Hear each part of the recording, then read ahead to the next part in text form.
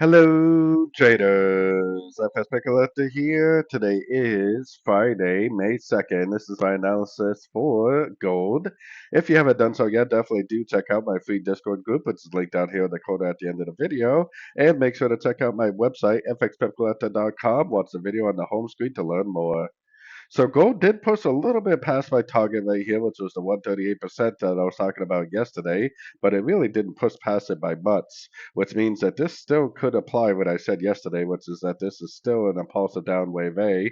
This is kind of like one, two, three wave up for A, and then this is actually one down, three up, and then one down for an A, B, C of B.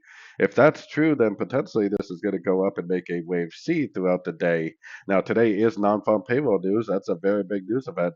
We definitely do have a breaker structure, so it seems like we do have a pretty significant turn.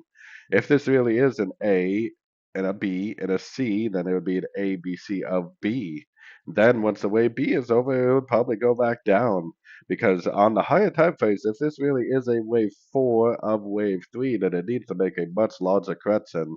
I'm not really convinced that this is just going to go up and make new highs because the correction seems way too small to be a complete wave 3 of wave 4, which is why if I change colors here, maybe you can see that I think it would make more sense if this was an A, this was a B, and then this was a C, and this is all an A, B, C of B, meaning that this would be a A, this would be a B, and then eventually it would go back down and make a wave C, and this would be the A, the B, and the C of wave 4.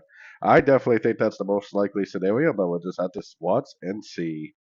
So anyways, don't forget to like and subscribe, and as always, thank you for watching and happy trading.